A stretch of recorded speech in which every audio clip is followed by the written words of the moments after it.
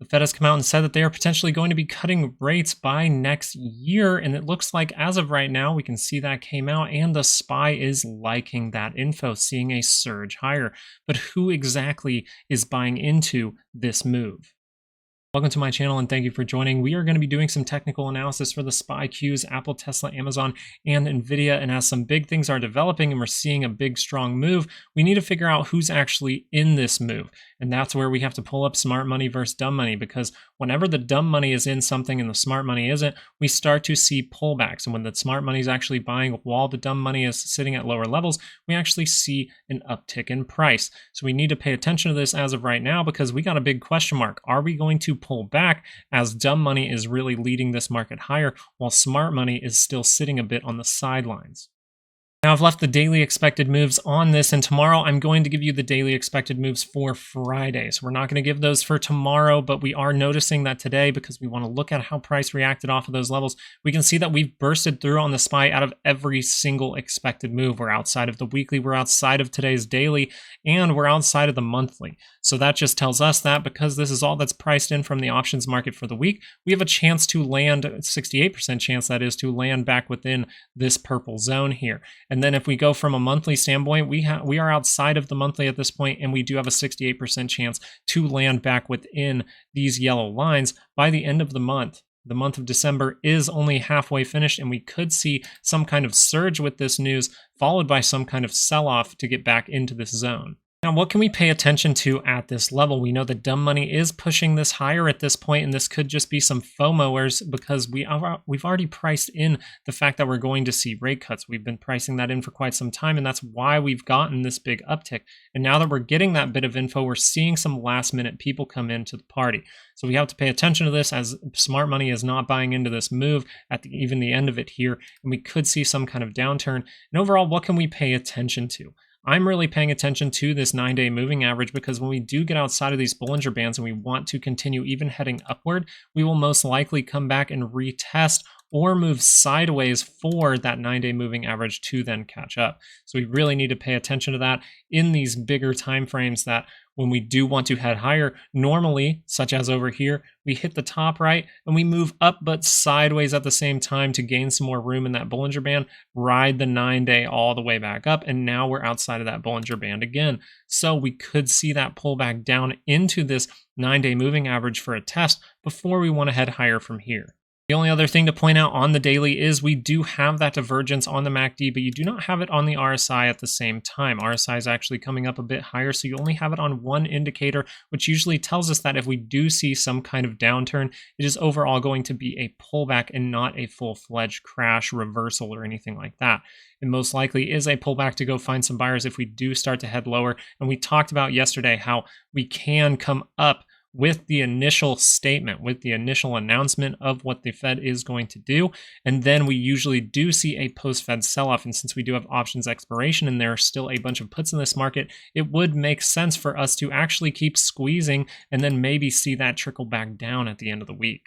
The Qs on the daily, which we're going to go into the shorter time frames just to show you how this is reacting and how we're coming into that area where we could see that resistance. All right, so you'll see that we are outside of that Bollinger Band, and that just means, hey, we do have that opportunity to come down and test that 9-day before actually moving higher, or at least move sideways so that it can catch up, and then we can use it to get an extension. Right now, you're way overextended, you're way overbought. You don't have that divergence on the RSI, but you do see that forming right now on the MACD. It hasn't confirmed yet. But if we go into the shorter time frames, what we can see here is not necessarily want to pay attention to divergence, but there is an RSI divergence here. You don't necessarily have it on the MACD on a 15-minute, and 15-minute divergences are not the strongest, but they can lead to some minor pullbacks. But what I overall wanted to point out here is this fight we're having at that area we were talking about. We said if we come out of overbought conditions and we do start to head higher on shorter time frames, we'll be looking out for that daily expected move. That daily expected move came into play. And overall, we were pointing out this little area between the daily and the monthly holding as some resistance. The SPY has broken through it, but the Qs have not, which could be a little bit telling of what's to come over the next few days. Just to show you guys, I have put up the weekly and that top side of the monthly for Apple as we get into Apple here. And you'll see that once again, we're outside that Bollinger Band and we could pull back down or we could move sideways till we get more info, till we get some kind of test of this 9-day moving average. But you can see we're sitting right at that monthly expected move, and the weekly expected move would be up here. So if we do get continued bullishness because people are getting that that reduction in rates in the narrative as of right now, we actually could see Apple extend to this level of 200, those flat numbers, before we see sellers really step in. Bollinger Bands are tight, they're starting to spread out, but maybe the first move is the wrong move and we get that post-Fed sell-off. The only reason I'm saying that is because we're coming up into these resistances here, which the last time we were up in that resistance and we got some bad news, we saw that really drop like a rock. So we want to pay attention to what price is doing over the next couple days and whether or not we are actually seeing that extension come up. But by Friday, if that does then fade by the end of the week, that's what we're going to be paying attention to on Friday, because that could be telling that we might get some selling next week. Thank you so much if you did join my live stream. We actually pointed this out on Apple, how we could have this triple divergence on a 2-hour. So you do see this triple divergence forming, and this is just a more clear cut one, and that's why I'm calling it a triple, because these are just keep upticking in that big squeeze. This is a more clear cut one. So if we do roll over very quickly, you'll notice how close we are to that center line, and we could start that negative trend. First step is you got to take out this low. Next step, you take out this one. So if we are able to come down to this level in here in the next couple weeks and then see some kind of handle form, we actually could break down to lower levels starting that negative trend. But if you're an Apple swing trader, you really look at that weekly expected move getting tagged, and then we see that big strength come in and you haven't had really any selling since then. So we really want to pay attention to this as we see that dumb money is the one pushing this market higher and smart money is not buying into it at this point. Maybe the smart money is just sitting on their hands waiting for some kind of pullback before they actually enter this market again. Now, Amazon, you haven't got that crossing on the MACD, so you don't have that confirmation of another second big plunge up into this new area here, and then maybe we would see some divergence at that point. But we were paying attention to, and what we've been mentioning is this level up in here. If we do start to close above that level, look for that to fade throughout the week. So we've been paying attention to down here and up here, and if we did get excited and get out of this, look for that to fade at the end of the week, because that could be very telling for Amazon that it might be topping. The other thing that would happen if we do start to sell off over the next couple days is this will actually roll back down and we'll get a little bit deeper level. And this is what we can pay attention to, because overall, I do see this as still going to be like some kind of pullback. Okay, I see this as being some kind of pullback, and I don't really know where it will stop. I really think this level right in here of 134.50 is a good area to pay attention to, but I just pay attention to if this MACD is going to roll over, then I'll say, hey, there's probably another extension in this move. But if this MACD actually breaks down, then we're going to see that pullback come to fruition. We're going to see us pull back, and all I have to do is sit on my hands and wait for this MACD to then cross back over in positive territory, giving me that another extension, right? So if this does dip to lower levels and I see that MACD cross around here, then I can say, hey, it's a good probability we're going to take out this high and make another strong move in Amazon. Tesla had a little bit different take on the day, right? Everything was kind of going green early on, but Tesla actually came down into here, and this is actually right where that weekly expected move is. That's how powerful these are, and we touch them usually at least once every other week. So it's pretty common to touch these weekly expected moves, and if you don't touch it for a couple weeks in a row, it's a pretty good sign that you're going to go touch it in the near future.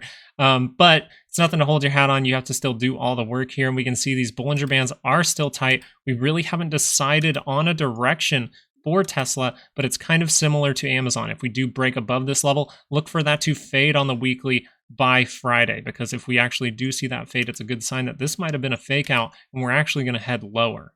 Now, NVIDIA was very, very telling. NVIDIA was something that we were paying attention to because it led us, right? It's led this market, whether we're going to get an ABC to the downside or this big ABC to the upside. Well, we can pay attention to one thing to figure that out. If this MACD is able to fully cross and not fade shortly after. So if we actually get this to cross and we remain maybe with 2 bars of strength, then I would say it's a very, very good likelihood to take out this this high here and make another leg higher, right?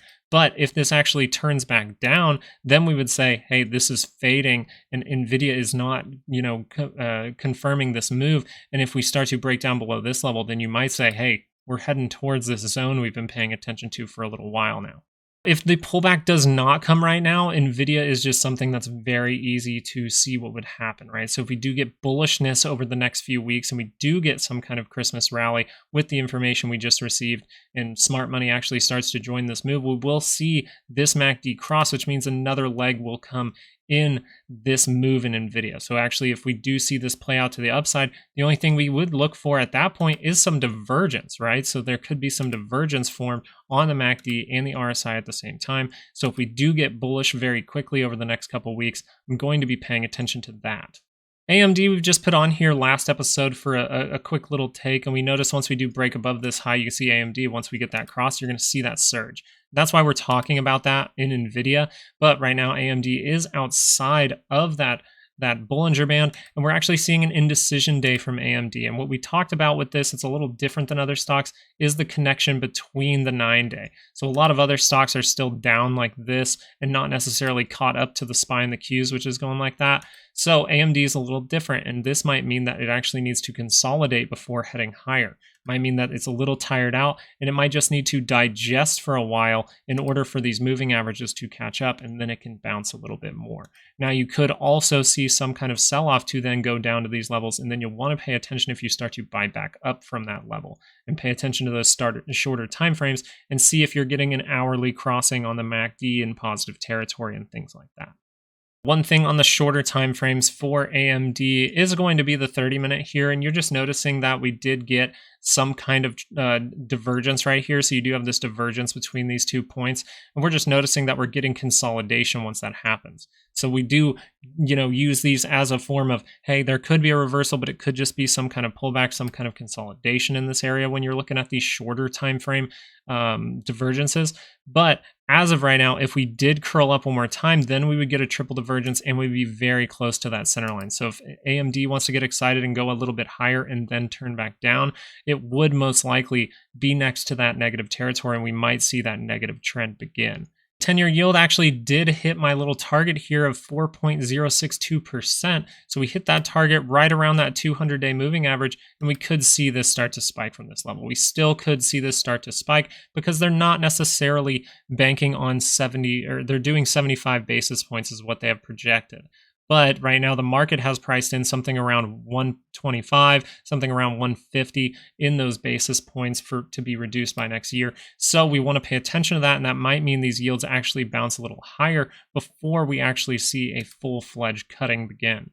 In TLT, I just wanted to put up the weekly expected move for you here. The weekly expected move is 96.84, and the actual price of TLT closing at the end of today, 96.84 on the dot. So right around that 200-day moving average as well. And right now, even though we could see a further pullback in TLT, I might see if the overall market is pulling back to deeper levels, and then we actually see TLT pulling back to a more shallow level, like right in here around this 92.50 price mark, just because that would set up some kind of left head and a very, very unique, very symmetric right shoulder, which could play out to the upside because we are cutting as of next year.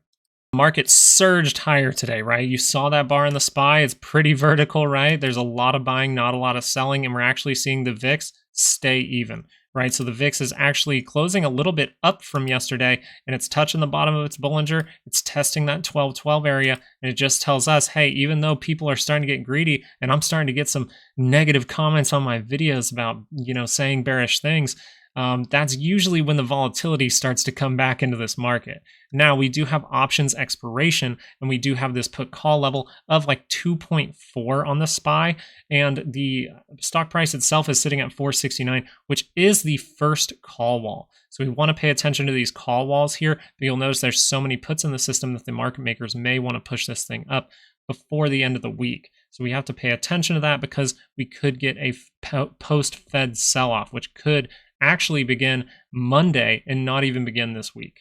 The overall takeaway from this video is, yes, it was a bullish day, and we kind of expected it to be a bullish day, but right when everyone's starting to get greedy, we can notice that a post-Fed sell-off might be coming around the corner. And that's why we want to pay attention to the macro side of things. So join me back Saturday morning as we will be going over some big things developing, if you can even see it right in front of you, on this monthly chart for the SPY.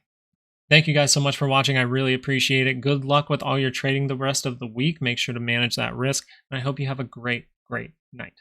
Peace.